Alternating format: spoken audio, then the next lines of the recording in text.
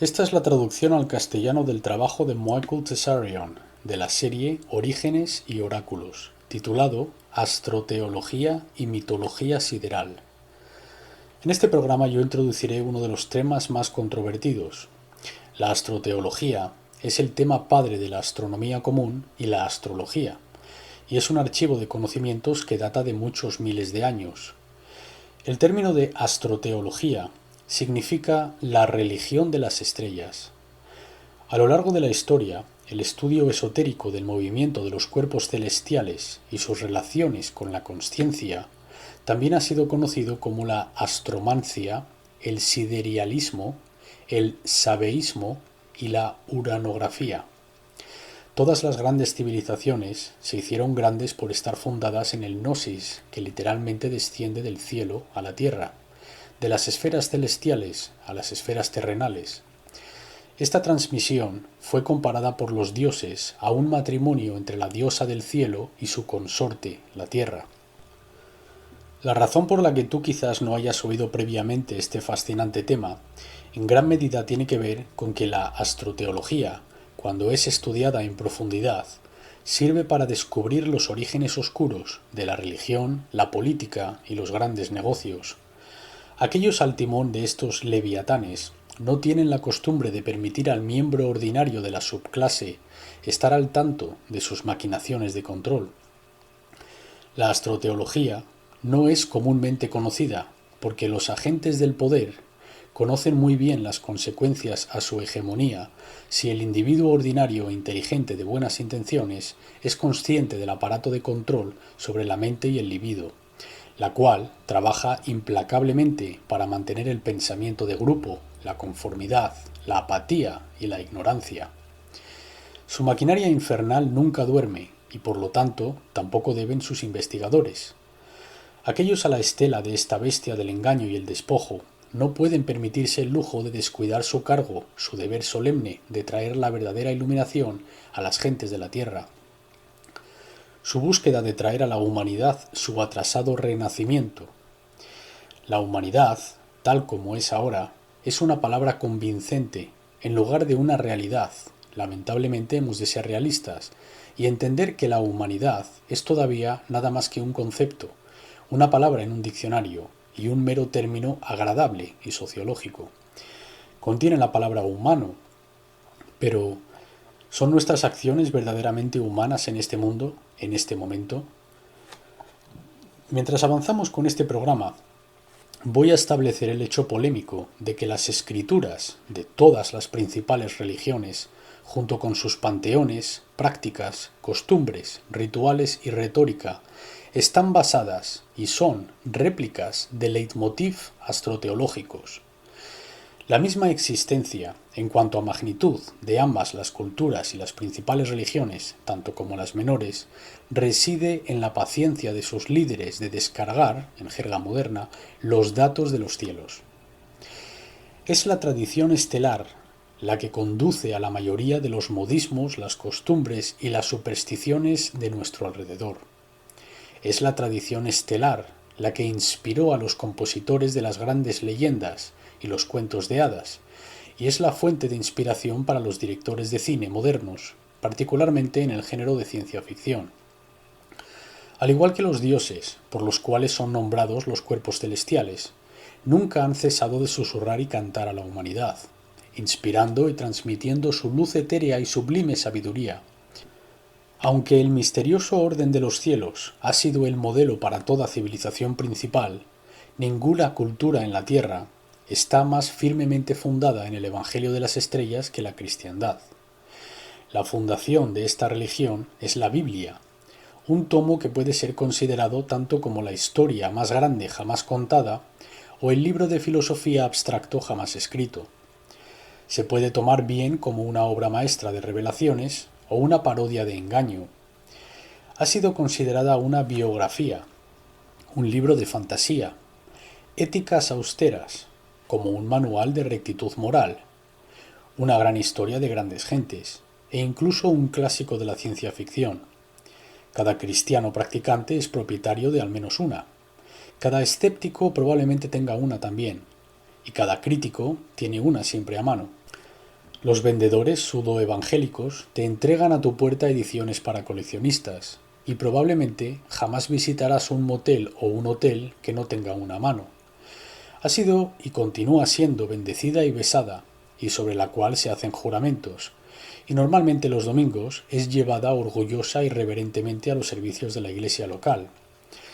La encontrarás en la guantera de limusinas y los barcos quienes fundaron el Nuevo Mundo, y a bordo de aquellos quienes viajaron a la Luna. Ha sido citada por todos, desde santos hasta asesinos en serie, y escrita y reescrita por reyes y papas. Pero aunque este libro una vez fue el único libro que la mayoría de las familias tendrían y o hubieran leído, está ampliamente disponible y es muy apreciada. Sigue siendo uno de los tomos más inexplicables en lo largo de la historia de la humanidad, y pocos hay, o ha habido, quienes hayan sido capaces de desentrañar con exactitud sus secretos o explicar coherentemente de qué trata realmente su contenido. Los secretos de la Biblia han sido preservados porque nuestra percepción de su significado muy a menudo ha sido comprometido por nuestra aproximación emocional y actitud. Emocionalmente hablando, nos mantenemos o muy cerca o demasiado lejos de una perspectiva verdaderamente imparcial. La historia de la Biblia, y su aura, por así decirlo, viaja ante ella y no llega a una mano que no tiemble ligeramente con algún tipo de emoción, de veneración o desprecio. El gran filósofo alemán Friedrich Nietzsche escribió que si pensamos que las estrellas son meramente algo que se encuentra por encima de la cabeza, nos faltará el ojo del conocimiento y nunca conoceremos la sabiduría. El filósofo ateniense Platón escribió: la astronomía nos obliga a todos a mirar hacia arriba y nos conduce desde este mundo a otro. Y en otra parte escribió: quizás hay un patrón establecido en los cielos para aquel que desea verlo, y tras verlo, definirse uno mismo en él. A través de las épocas anteriores a la Revolución Industrial, apenas había un escolar, en cualquier campo, que fuera ajeno a la mística de los cielos y al Evangelio de las estrellas. Además, no es de los días de Pitágoras, Pacioli, Fibonacci, Paracelsus, Agrippa, ni tampoco de Newton, Copérnicus, Einstein o Heisenberg, de donde proviene la verdadera conexión entre la consciencia y la materia. Miles de años antes de las insostenibles falacias de Darwin y Pavlov, hubo sublimes cosmologías y teologías y filosofías y ética social. Aunque hemos enfocado el centro de atención de la historia principalmente en aquellos sabios quienes proporcionaron postulados y teoremas mecánicos y pragmáticos, ha llegado el momento en nuestra era de entrar en una exploración más profunda de las oscuras alas de la era histórica. Y para suscitar a la luz aquellos cuya sabiduría empequeñece a aquello de la moda y la razón de uso, de los Keplers, Galileos y Newtons y demás. Esos son los comúnmente asignados. Pero por cada actor que hace su reverencia en el escenario principal, se encuentra otro en las sombras, cuyo nombre es, o bien menos conocido, o casi olvidado. Por cada Hegel hay un Soren Kierkegaard, por cada Kepler hay un Tycho Brahe, por cada Fibonacci un Pitágoras, por cada Reynolds un William Blake, por cada Einstein hay un Wilhelm Reich, y por cada Edison hay un Nikola Tesla. Los últimos nombrados quizás son relativamente desconocidos por el público, sus trabajos ignorados y sus tumbas inatendidas. Sin embargo, sus espíritus permanecen luminosos y continúan prendiendo la llama de la inspiración y la imaginación de aquellos no contentos con permanecer entre las prisiones de las creencias impuestas y el conocimiento de segunda mano. Es el momento, en esta era, no sólo de familiarizarnos con los trabajos de Melain y subversivos genios, sino también de una reevaluación del gnosis de las antiguas escuelas de misterio.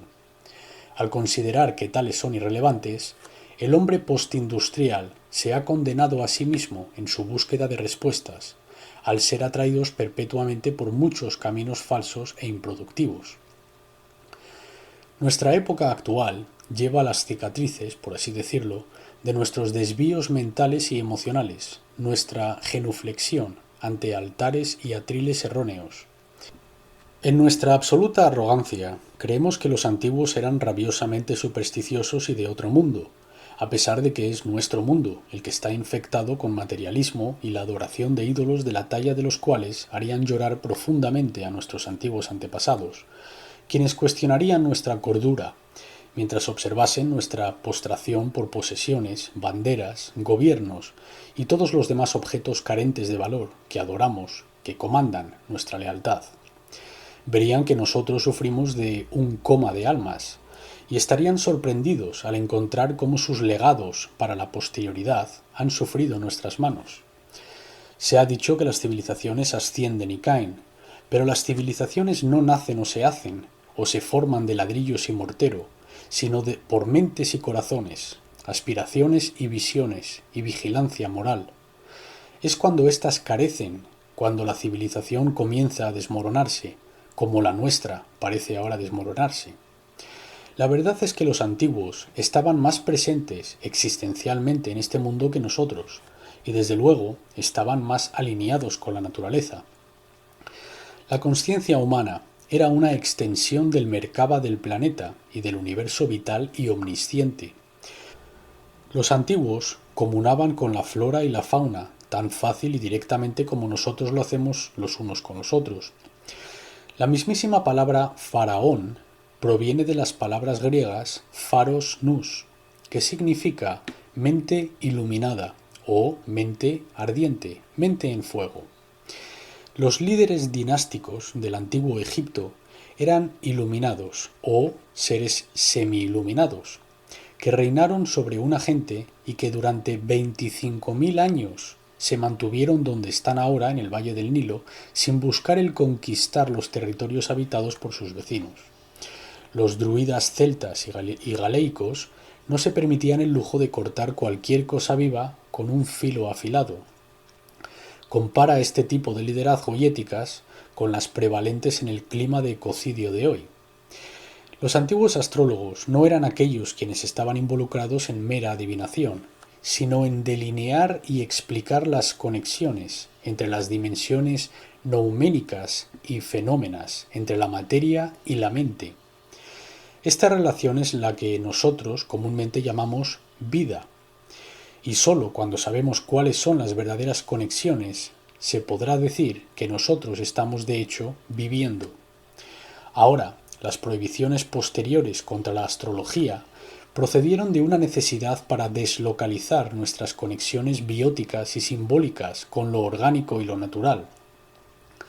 La prohibición contra la adoración de ídolos fue destinada a generar un desequilibrio psíquico para obligar al hombre a utilizar su lóbulo frontal y hemisferio izquierdo y suprimir el uso de su cuerpo emocional, su imaginación y el hemisferio derecho holotrópico.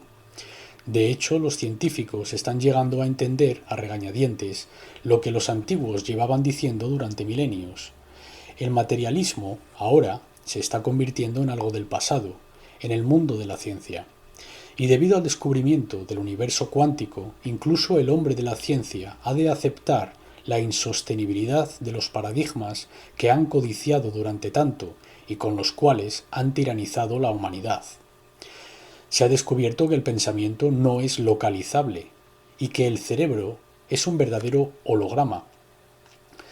El pensamiento no lineal genera un cerebro más pesado y con más sinapsis. Se ha descubierto que la inteligencia es somática y emocional, además de intelectual. Hoy sabemos que el ADN basura no es basura, y el espacio muerto entre átomos se ha descubierto que está muy vivo. El universo cuántico opera bajo las mismas leyes que la consciencia. La matemática fractal revela que hay una inteligencia tras el caos aparente después de todo. Hemos demostrado que el pensamiento es, de hecho, el destino, y que el carácter de uno es su destino. Por lo que solo queda la cuestión de cuándo, y no si será redescubierto, que la historia de nuestras vidas está de hecho escrita en los cielos, y que aquello que está arriba también está debajo. Este hecho era académico para los antiguos, entendiendo que las dinámicas dentro de la psique podían ser manifestadas y leídas por un horóscopo de relaciones celestiales y alineaciones. Esto no era más extraño para nuestros antepasados que lo es hoy en día para nosotros el aceptar que el comportamiento y el carácter de una persona está basado en su ADN dentro de sus células microscópicas. Y no es más absurdo que conseguir que el dedo de uno se mueva al final de su mano sin necesidad de cables, baterías o corriente eléctrica directa. Astrológicamente nuestro Sol se mueve hacia atrás a través del zodíaco en un ciclo que dura 25.520 años para completarse. El Sol ahora se dirige hacia el signo de Acuario y llegará allí en unos 600 años. Cuando entre en este signo, la así llamada Edad de Acuario comenzará. Una de las principales deidades asignadas a Acuario era Janus o Janus. Janus nos da la palabra January, enero. Él era el dios de dos caras, una mirando hacia el futuro, la otra hacia el pasado. El mensaje de Janus, o Janus, el patrón de los profetas, es que el futuro siempre está en nuestras manos. Pero nosotros no podemos permitirnos olvidar o ser negligentes de los legados de nuestros antepasados. Ellos no aprendieron mediante ensayos y errores. Sus mentes estaban conectadas con la matriz viva del universo.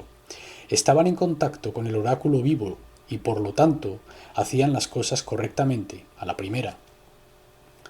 El presente milenio es el momento en el que se completa el círculo y en las terminaciones encontramos las oportunidades para nuevos comienzos. No puede haber ningún nuevo mundo sin la destrucción del antiguo, y aquellos días pronto estará sobre nosotros. Algunos dicen que ya ha comenzado. El momento ha llegado para encontrar en nosotros la fortaleza y la sabiduría que es nuestro legado desde tiempos remotos. Este programa es un humilde intento de asistir en el glorioso redespertar. He dicho muchas veces a lo largo de esta serie que el siglo XXI no solo es un tiempo para pensar en soluciones, sino también un tiempo en el que muchos de los grandes misterios del pasado serán revelados a la raza humana. Estos son los misterios de la religión, del gobierno y de la cultura en general. Ahora, los autores del libro La revelación de los templarios tienen un pasaje en este libro que es muy iluminador y encapsula el tema de este programa en particular. En este libro dicen: toda nuestra cultura, incuestionablemente, se entiende que es judeocristiana. ¿Pero qué significaría si de hecho fuese egipcio-cristiana en su lugar? ¿Qué significaría para el Vaticano? ¿Qué significaría para los seguidores de todas las religiones del Occidente? ¿Qué significaría para los líderes de todas las dominaciones? ¿Y qué significaría también para nosotros, si realmente entendiésemos los orígenes de algunos de los principios y modismos filosóficos, religiosos y teocráticos que aceptamos y también damos por sentado?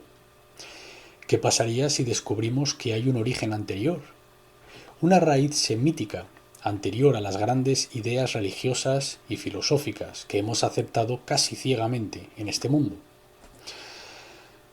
El corazón del paradigma judeocristiano es, por supuesto, la Biblia, que entendemos emana de la Torá, y la Torá, tal como hemos demostrado en otros programas, origina del tarot y de las antiguas artes de la adivinación de edades previas, anteriores altas razas como los fenicianos y los sumerios, y quizás incluso antes que estos.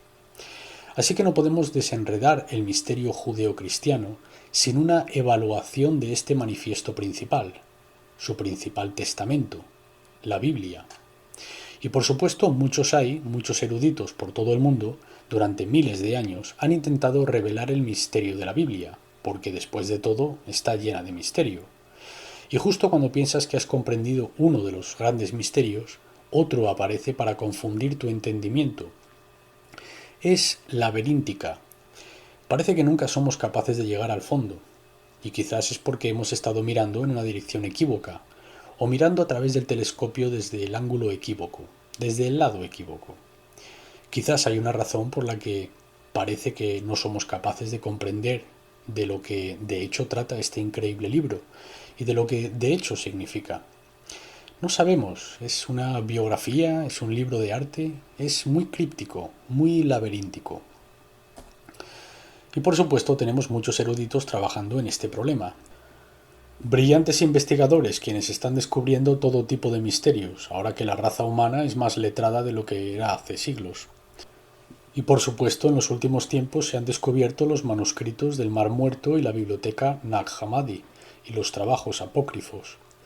Los trabajos apócrifos siempre han existido, pero la revelación por mayor, procedente del área del Mar Muerto y Siria y el Medio Oeste, de la tradición llamada gnóstica, ha realmente impactado los paradigmas fundamentalistas ortodoxos de una manera muy fuerte.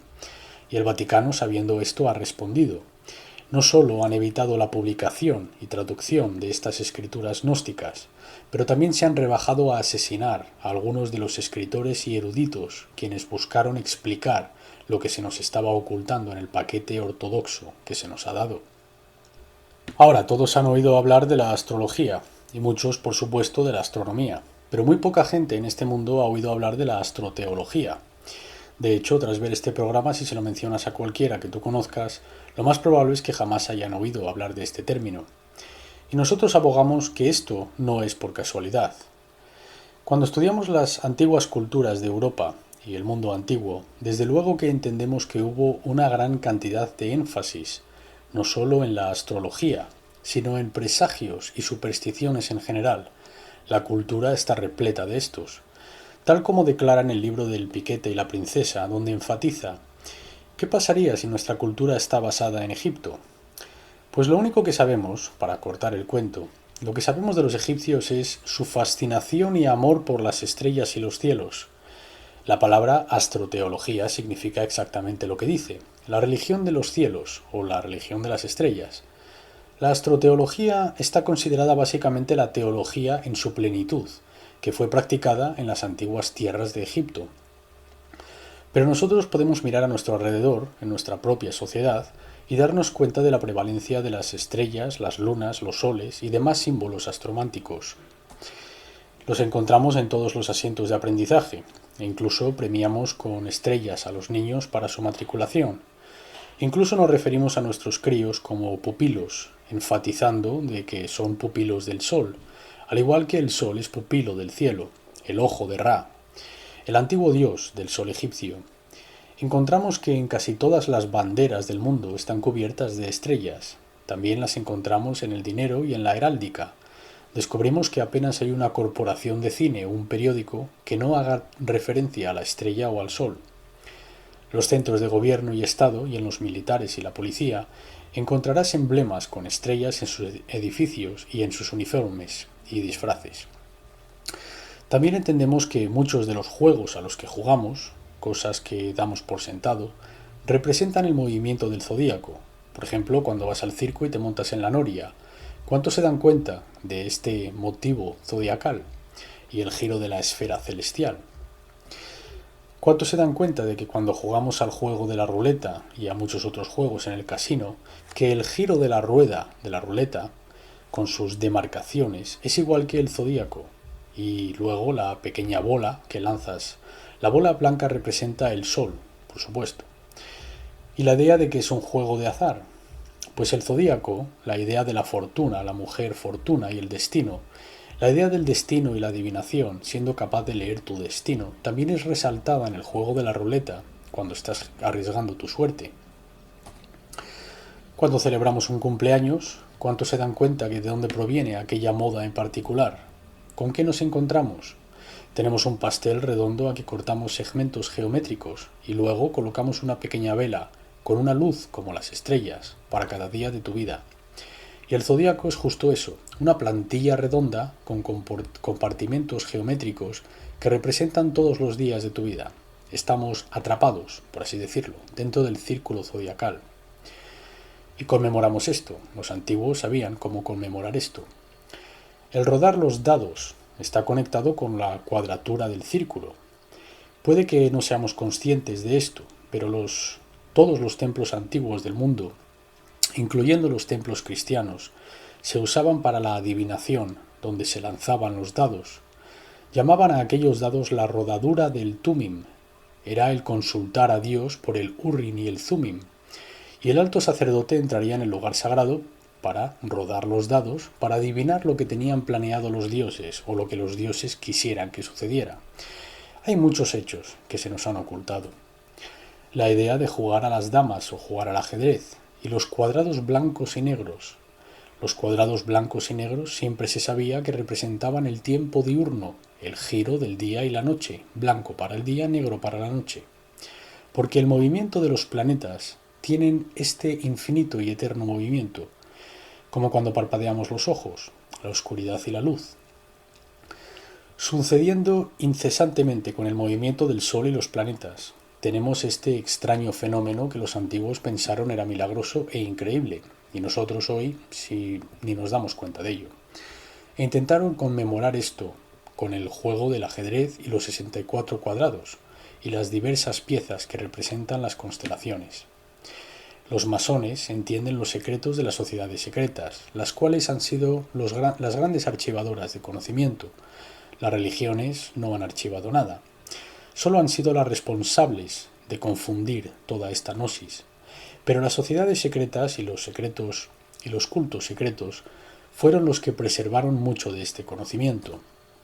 Y los masones también entienden que dentro de la baraja corriente de 52 cartas, el secreto de la Gran Pirámide, la construcción de la Gran Pirámide, la geometría y la numerología y los principios arquitectónicos, de hecho, están codificados en la baraja de 52 cartas. Ese es el misterio de esas increíbles cartas. Porque los egipcios no eran gente de uso exclusivo del cerebro izquierdo o gente de uso del hemisferio izquierdo. No escribían o anotaban cosas y las almacenaban en montones de libros para poder explicarnos de aquella manera, sino que tenían otras maneras de comunicarnos a nosotros, que nosotros ahora pensamos que son simplistas, porque nosotros nos hemos hecho tan dependientes de pensar con el hemisferio izquierdo y la cognición del hemisferio izquierdo y modos masculinos de pensamiento. Los egipcios no eran así, utilizaban todo el cerebro, ambos hemisferios, y con ello llega a una forma totalmente distinta de comunicación.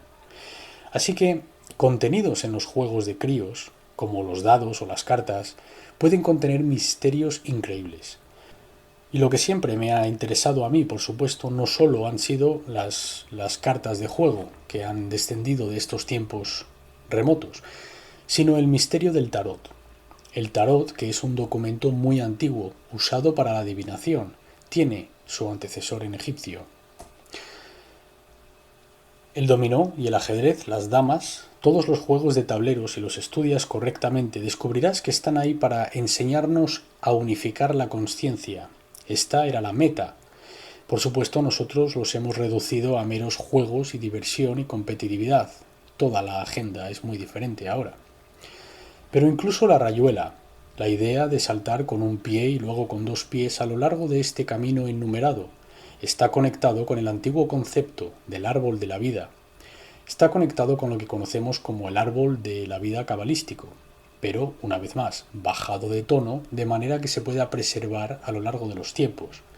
Porque quienes crearon esto entendieron que los tiempos cambiarían y llegaría un tiempo en el que la gente corriente no le importasen estos dispositivos y no quisieran preservar el antiguo gnosis. Caeríamos en una especie de sueño newtoniano. Así que el milagro fue que, sabiendo esto, fueron capaces de preservar sus modismos culturales de forma encriptada, de manera que los conservaríamos nosotros, quizás sin entender que lo hacíamos. Como tantos de los modismos que desarrollamos hoy, como el salto de la cabeza del toro en muchos países latinos, y las ceremonias del arce, los carruseles y los juegos de cartas, incluso las canciones infantiles. Es bien sabido que las canciones infantiles están repletas de motivos astroteológicos siderales. El hecho de que tenemos fuentes en las plazas del mundo. El hecho de que prendemos el cielo con fuegos artificiales en ceremonias y en celebraciones. El ritual de los fuegos artificiales proviene de tiempos remotos. Tiene que ver con el macho impregnando a la hembra. Aquí tenemos el fuego fálico que es expulsado hacia la matriz del cuerpo de la diosa de la noche, Nut. ¿Por qué? Para que haya un mañana prometedor. Las estrellas y los planetas siempre eran vistos como formas de vida embrionarias en la gran matriz, el gran útero de la diosa Nut, la diosa de la noche. Y en momentos de grandes ceremonias, cuando la gente miraba hacia adelante, hacia la prosperidad y la abundancia, hacían la ceremonia donde disparaban esta luz epifánica, los pequeños espermas análogos hacia el óvulo o la matriz de la diosa de la noche, para un mañana prometedor. Incluso el dinero que utilizamos y el hecho de que lo encontramos en 3 colores básicos, la plata, el oro y el bronce. Estos representan el sol, la luna y la tierra. Cuando a la gente se les entrega medallas de honor, también no solo incluyen símbolos estelares, sino que vienen en estos 3 colores, para conmemorar la matriculación que desciende de las estrellas. El sol siendo el mayor cumplidor, la luna la siguiente y el bronce representando la tierra. Los 3 grandes niveles de matriculación. No solo se nos entrega medallas circulares, pero a menudo se nos dan medallas y vemos medallas en forma de estrella. Incluso cuando se nos entregan las medallas, a menudo estamos de pie en el podio, aquello que asemeja a una pirámide egipcia. También es conocido, si estudias esto, descubrirás que la mayoría de los bailes del mundo, y de forma muy específica el vals y el minué, pero incluso más particularmente los antiguos bailes procedentes de los países celtas, procedentes de Bretaña, Cornualles, Escocia, usan plantillas de mucha precisión geométrica. Y los bailarines de los bailes de la antigüedad son muy particulares. De hecho, puedes ver en Escocia, donde colocan las espadas y las elevan para representar la estrella de David, y el movimiento de las piernas y los pies es muy preciso. Muchos de los bailarines desafortunadamente no se dan cuenta, algunos sí, que estos bailes están basados y proceden de una antigua tradición del pasado, en donde representan aspectos geométricos y astrológicos, y ratios y conjunciones en el cielo. Por supuesto, en el continente africano y en el lejano oriente, en la India y en China, no tendríamos que decirle esto a los bailarines, son totalmente conscientes de ello. Y a pesar de que no tenemos tiempo para entrar en ello, en una corta presentación, que se sepa que esto tiene un contexto moderno.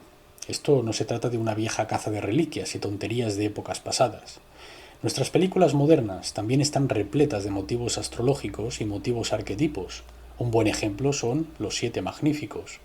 Si ves esta película con ojos educados, encontrarás que los escritores conscientemente codificaron en la película y en el guión motivos muy precisos astrológicos, y en mis clases, de hecho, enseño esto para resaltarlo.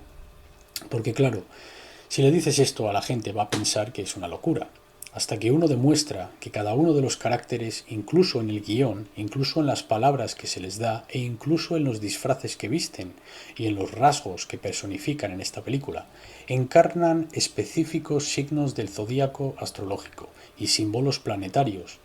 Por supuesto, en todo buen drama nos encontramos con caracteres compuestos. No van a ser simplemente recortes de cartón donde reflejan un solo símbolo o una serie de actuación, sino que son caracteres arquetipos compuestos. Y esto ha de ser entendido, porque si nosotros queremos incluir este tipo de simbolismo en nuestras creaciones, si estamos creando películas o arte, hemos de entender esto, porque hay un completo archivo o repositorio de información arquetipo y riqueza simbólica que hemos de entender. Algunos de los mayores directores de cine del mundo, junto con sus prodigiosos talentos, son conscientes de este canon más secreto, y tal como resaltamos en el otro programa de esta serie, el uso subversivo del simbolismo sagrado, los anunciantes y administradores de la Avenida Madison y demás son muy conscientes, ellos están muy familiarizados con ello. Joseph Seiss, el autor quien estudió todos estos temas, en su libro El Evangelio de las Estrellas dice: tratando con estas agrupaciones estrelladas e imágenes, estamos tratando con algo muy diferente a las invenciones del paganismo y la mitología, con algo tan sagrado de origen, tan venerable en edad y tan edificante en su importación como cualquier cosa conocida por el hombre.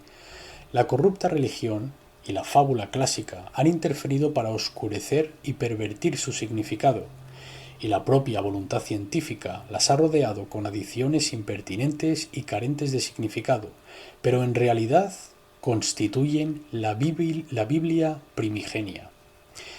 Así que aquí tenemos a un erudito que ha hecho sus deberes. quien ha estado comparando y contrastando las mitologías antiguas y las antiguas culturas de la era prehistórica con las modernas que tenemos hoy en día. Está convencido de que no son simples fábulas. Esto no es algo que haya de apartarse a un lado. Subyace todos los modismos filosóficos y teológicos que damos por sentado hoy en día. Para aquellos quienes estéis interesados en este paradigma en concreto, de cómo ciertos juegos de palabras y frases e incluso ciertos pasajes tienen motivos astroteológicos, sois bienvenidos a acceder a mi página web www.michaeltessarion.com, que se escribe michaeltessarion.com. Encontraréis esta página completa dedicada a esto. Hemos dedicado una gran cantidad de trabajo a la etimología, mostrando de dónde originan muchas de nuestras palabras y cuál es el verdadero significado de estos términos y frases también. Es una manera muy simple para anclarle las garras a este extenso tema. Existen ciertas rutas sencillas para llegar al centro de este increíble estudio, con los nombres personales, por ejemplo, y los nombres de las ciudades y en el idioma que usamos en el día a día. Podemos usar este motivo particular para descubrir los orígenes astroteológicos de nuestro mundo. Pero efectivamente, la Sagrada Biblia, el misterio de la Sagrada Biblia. Esto es lo que pretendemos intentar revelar en este programa. Encontramos que en la Biblia, en los libros como el Génesis, si leemos con mucha atención, encontraremos que esta antigua tradición está muy viva. Solo porque se nos haya enseñado desde el púlpito, no significa que la Biblia misma no contenga evidencias de esta antigua tradición.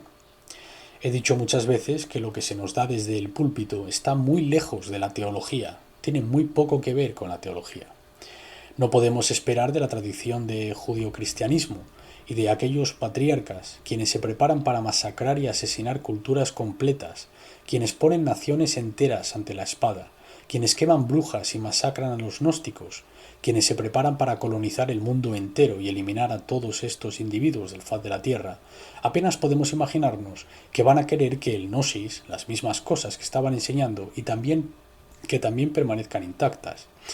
Iba a haber un acto de represión en cuanto al conocimiento, ya que después de todo eso era lo que pretendían reprimir en primer lugar. E incluso a pesar de esto, si tienes cuidado y eres estudioso y sabes dónde buscar, encontrarás en la Biblia incluso aquello que no pudieron esconder, o aquello que permitieron permaneciese.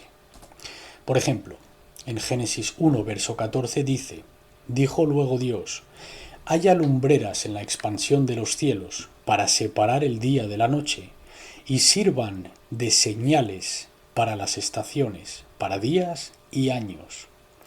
Ahí tenéis una que vuestro párroco local se saltará fácilmente. Haya lumbreras en la expansión de los cielos y sirvan para señales y para las estaciones. Que haya un zodíaco.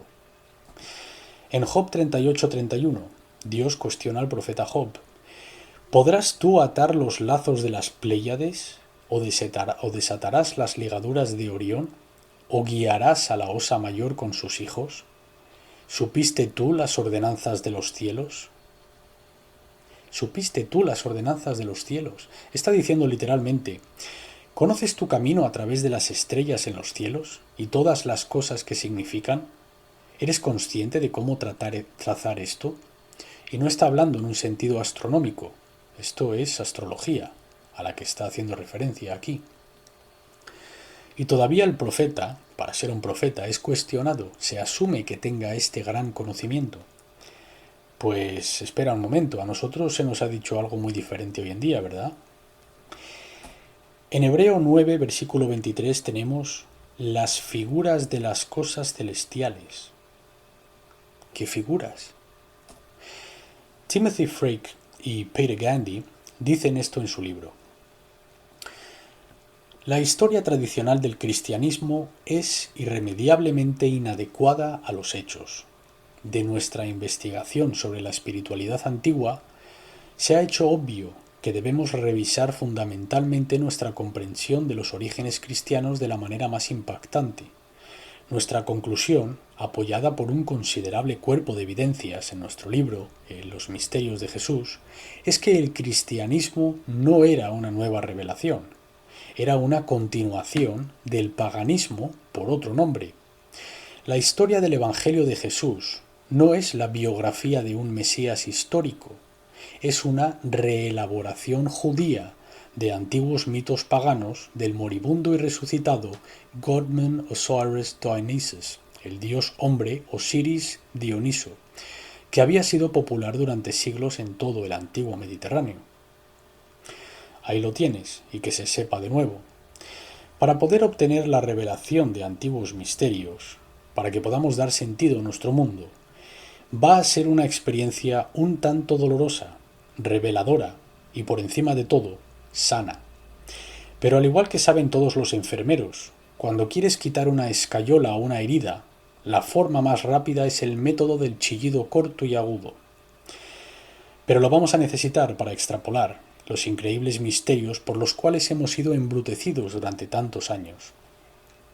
Y para llegar a la cordura es un doble camino. No puedes alcanzar la luz sin primero notar la oscuridad. Has de hacer la limpieza de tu casa primero. No puedes simplemente decirle a la basura de tu patio, basura, vete. No puedes airear una habitación solo con chillar desde la ventana que entre el aire. Has de hacer los deberes. Has de salir al patio, arrodillarte y eliminar los hierbajos, antes de que puedan crecer nuevas flores y así atraer a los pájaros y a las abejas para crear un precioso jardín. Pero de lo que estamos hablando aquí es de los deberes intelectuales, que necesitan hacerse para que podamos tener la cordura de nuevo en su trono. Por supuesto, esto no fue deseado por el paradigma judeocristiano, quienes estaban preparando la manipulación y la subversión de la antigua tradición. En Éxodos 20, no te harás imagen. Esa prohibición, por cierto, viene antes de la prohibición, no matarás. ¿Por qué es esto? Es porque era importante para aquellos quienes estaban creando esta religión hegemónica, patriarcal, antropocéntrica, que tenemos que deshacernos de esta necesidad de los antiguos de retratar en las cartas, en las piedras y en los jeroglíficos los misterios del cosmos, los misterios del ser y los misterios de la vida. Ellos estaban fascinados con ello y sabían cómo retratarlo, pero ese enfoque del cerebro derecho, esa comunicación simbólica, tenía que irse para que la nueva pudiera entrar. Entendamos hasta ahora que a lo que llamamos el judeocristianismo tiene antigüedad. Tiene su origen mucho antes de las fechas que se nos ha dado oficialmente. Ahora, el presidente John Adams en los Estados Unidos dijo que el gobierno de los Estados Unidos no está fundado de ninguna manera en la religión cristiana. La doctrina de la divinidad de Jesús sirve como una conveniente tapadera para lo absurdo. El presidente James Madison dijo: ¿qué influencia ha tenido en realidad los establecimientos eclesiásticos cristianos en la sociedad civil? En muchos casos han estado defendiendo los tronos de la tiranía política. En ningún caso han sido vistos como los guardianes de las libertades del pueblo. Los gobernantes que deseaban subvertir la libertad pública han encontrado en el clero auxiliares convenientes. Un gobierno justo, instituido para asegurar y perpetuar la libertad, no necesita el clero. Pues espera un momento. Esa es una información con bastante peso. Aquí estamos incluso hasta el día de hoy, obrando si bien el Estado y la Iglesia o la Iglesia y el Estado deben de estar unidas o deben estar separadas. Y sin embargo los padres fundadores de los Estados Unidos de América no tenían duda alguna. ¿Cómo es que no hemos oído esto antes? Estamos oyendo que esta no es solo la peor de las tiranías teológicas, sino la peor de las tiranías políticas, y que los principios religiosos, saliendo de la cristiandad, solo serían usados por la más violenta y criminal de las tiranías políticas. Thomas Jefferson dijo: he examinado todas las supersticiones conocidas del mundo, y no encuentro en nuestra superstición particular del cristianismo ningún rasgo redentor. Están todas igualmente fundadas en fábulas y mitología. Millones de hombres inocentes, mujeres y niños, desde la introducción del cristianismo, han sido quemados, torturados, multados y encarcelados. ¿Cuál ha sido el efecto de esta coacción? Convertir a la mitad del mundo en locos y a la otra mitad en hipócritas, para apoyar la picardía y el error por toda la tierra. El clero convirtió las sencillas enseñanzas de Jesús en un motor para esclavizar a la humanidad y adulterarla con construcciones artificiales, en un artificio de ratear riqueza y poder para sí mismos. Estos clérigos, de hecho, constituyen el verdadero anticristo. En su carta para John Adams en 1823, Jefferson dijo: «Llegará el día cuando la mística generación de Jesús, por el Ser Supremo como su padre en la matriz de una virgen, será clasificado con la fábula de la generación de Minerva en el cerebro de Júpiter». Así que está diciendo: está bien, adorarlo si queréis, pero uno de estos días al menos reconoceremos que era una fábula, tal como son consideradas las fábulas griegas. A ver, nos encantan las fábulas griegas, entendemos la belleza de aquellas historias, entendemos que hay una tremenda historia moral también contenida, pero no lo tomamos como el fin de todo y el ser de todo. Entendemos que es una historia, una fábula. ¿Cómo es que no entendemos esto con nuestra propia dominante religión? Porque no queremos, porque sirve un cierto propósito. Ahora, uno de los grandes filósofos y humanitarios que el mundo jamás ha conocido, Thomas Paine, él lo puso de esta manera: «No creo en el credo profesado por la Iglesia judía, por la Iglesia romana, por la Iglesia griega, por la Iglesia turca, por la Iglesia protestante, ni por ninguna iglesia que conozco. Cada una de esas iglesias acusa a la otra de no creer, y por mi parte, yo no creo en ninguna». Dane Milne, en su libro La historia de la cristiandad, dijo: «Por el poder invencible de la sumisión tradicional, la inercia de la mente general realzada por la credulidad de la ignorancia, las masas han resbalado bajo una fuerza de victimización que es lamentable y trágico. Las fuerzas de la religión han ejercido así su reinado sobre un amplio segmento de la humanidad y virtualmente han proporcionado a las masas con sus ideas y conceptos convencionales en cuanto al significado del mundo ordalío». El historiador Estrabo, en antiguos tiempos, escribió: «Es imposible gobernar una multitud de mujeres, o toda la multitud mixta, mediante razones filosóficas y exhortarlas a la piedad, la santidad y la fe. También debemos emplear la superstición con sus fábulas y prodigios, pues el trueno, el abismo, el tridente, las antorchas, las serpientes, los tirsos de los dioses, son fábulas, como lo es toda la teología antigua. Pero la legislatura introduce estas cosas como pesadillas a los que son niños en comprensión». A esto me refiero. Niños en comprensión. Vale, aceptémoslo, admitámoslo. Somos infantiles en nuestra comprensión, psicológicamente, teocráticamente, místicamente, espiritualmente, aceptémoslo. Pero un niño puede crecer, no es el fin del mundo. Un niño puede crecer y madurar, pero para madurar hemos de desechar las cosas infantiles. Ahora, colectivamente hablando, esto es inminente, esto absolutamente ha de ocurrir, no hay dos maneras, si queremos heredar cualquier tipo de futuro que merezca la pena vivir. Uno de los grandes eruditos americanos, en cualquier sentido de la palabra, particularmente en estudios astroteológicos, fue el poderoso investigador y escritor Alvin Boyd Kuhn, y escribió que la suprema acusación contra el cristianismo es que ha causado la obsesión de incalculables millones de mentes con una serie de creencias fatuas que han motivado siglos de acciones humanas perpetrando un cuerpo de locuras, fanatismos, crueldades e inhumanidades inigualables en toda la historia.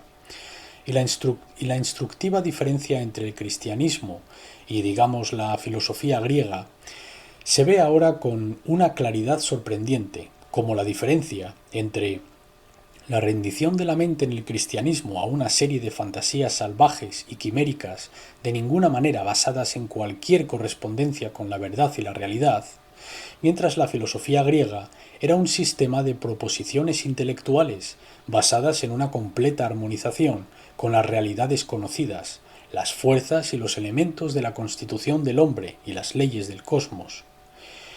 Kuhn está diciendo, mira, nosotros no estamos en contra del hecho de que tengáis mitologías, fábulas y leyendas, tengámoslas, pero ¿pueden estar al menos basadas en lo real? ¿Al menos pueden ser articuladas con algún tipo de cordura? En un libro llamado Revelaciones del Anticristo, leemos: aquellos iniciados en los misterios sagrados sabían que las historias evangélicas eran falsas, pero consideraron necesario mantener la imposición por propósitos propagandísticos. Pero mientras esta transición de la fe estaba sucediendo, algunos de los maestros más conscientes comenzaron a decir a la gente que el Jesucristo que estaban adorando no era un personaje histórico. Esto fue considerado por los sacerdotes conservadores como una revelación peligrosa, y así Juan denuncia a los innovadores como mentirosos y anticristianos, sabiendo que él y sus compañeros sacerdotes eran los piadosos mentirosos y que los anticristo decían la verdad. El error prevaleció, y el místico Cristo se convirtió en el Jesús histórico. Elmar Gruber, en el libro El Jesús original, dice: durante la primera época del movimiento cristiano, la multitud de textos, a menudo contradictorios, era tan grande que la joven Iglesia vio solo una manera de preservar la fe y evitar que se dividiese en numerosas sectas. Reunieron un canon de escritos y destruyeron, o rechazando, textos apócrifos, es decir, los textos ocultos. Así que tenemos ahora una edición a escala masiva. La idea con el fin de consolidar, porque esta era la idea, de que queremos un gobierno mundial, queremos una religión mundial, no queremos tribus independientes aisladas y naciones todas creyéndose lo que quieran. No podemos tener esto. Ahora tenemos un Dios y queremos que todos adoren a un Dios. Así que intentaremos homogeneizar el problema, y cualquier cosa que permanezca discordante la prohibiremos y la desecharemos o la quemaremos. Y luego crearemos un proceso de relaciones públicas para vender la creación que nosotros creamos de todo esto. Burton L. Mack, en su libro titulado ¿Quién escribió el Nuevo Testamento?, dijo: los escritos del Nuevo Testamento no fueron escritos por testigos presidenciales de una abrumadora apariencia divina en medio de la historia de la humanidad. La Biblia cristiana resulta ser una obra maestra de la invención. Siendo muy franco al respecto, la Biblia es el producto de una creación de mitos muy energético y exitoso por parte de los primeros cristianos. Tony Buzbee, en su libro The Bible Fraud, o El fraude de la Biblia, dijo: es importante recordar que las palabras autorizada y original, tal como son aplicadas a la Biblia, no significan genuina, auténtica o verdadera. El canon del Nuevo Testamento no es más que una copia de las historias mitológicas del hindú salvador Krishna y el Buda salvador budista, con una mezcla de mitología prestada de los persas y otras naciones, dice Thomas William. Tony Buzbee, en su libro El fraude de la Biblia, dice: fue el tonto más sabio de la cristiandad quien autorizó la traducción y la publicación de la primera versión protestante de la Biblia al inglés. Llegó al trono inglés en el 1603 y rápidamente se hizo impopular debido a sus repugnantes hábitos personales y su carácter desagradable. Él pretendía ser un erudito en teología y filosofía, pero su aprendizaje era superficial.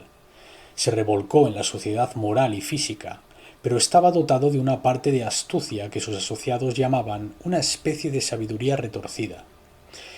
Para su nueva edición de la Biblia, publicó un conjunto de reglas personales que los traductores debían seguir y ordenó que se procedieran a las revisiones, aunque nunca aportó un centavo a su costo.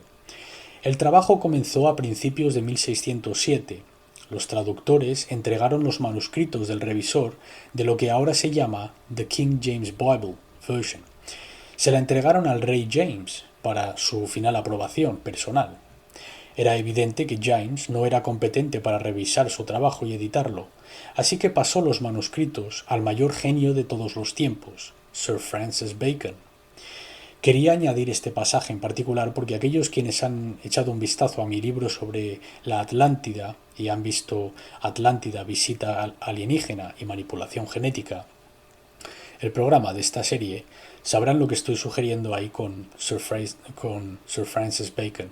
Incluso notarán esta fecha particular de los 1607 con el resurgimiento de los tutores y su necesidad no sólo por controlar mentalmente la gente bajo ellos, sino también de crear un imperio. Recordaréis la cantidad de modismos asociados con Inglaterra que salen de esta era en particular, y cómo es que tantos cambios sucedieron durante los siglos XV y XVI del Renacimiento, con la llegada de los tutores, y cómo fue que 50 o 100 años antes los reyes estaban tiritando en sus castillos sin ventanas, tiritando de muerte, y de repente surgen estos enormes imperios. Ahora tenemos un documento importante, un periodo importante en la cristiandad en los tiempos del emperador Constantino. Tenemos una cosa llamada la donación de Constantino, que era el sello de aprobación de la cristiandad, la Donatron de Constantín. El emperador Constantino vivió entre el 208 hasta el 337 AD. Después de su visión, ya que tuvo una visión, fue a emitir el Edicto de Milán en el 313 AD, lo cual legalizó a la cristiandad a lo largo del imperio. Así que hubo que legalizarla. Poco después se convirtió en la religión más rápidamente propagada. Arthur Kemp, el historiador, dijo: la conversión a la cristiandad de Constantino aún está envuelta en misterio y condujo a la más famosa falsificación en la historia de Europa, aquello que se conoció como la donación de Constantino. Este documento pretende ser un documento escrito por Constantino y su característica principal es la de conceder al obispo de Roma, el Papa, autoridad temporal sobre la ciudad de Roma y todo el Imperio Romano.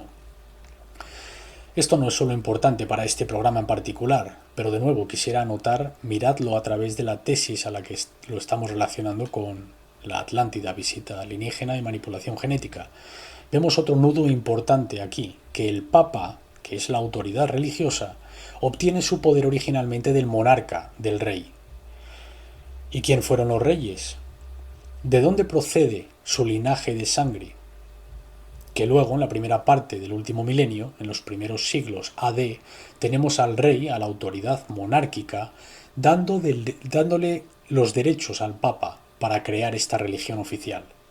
Es una anécdota muy importante.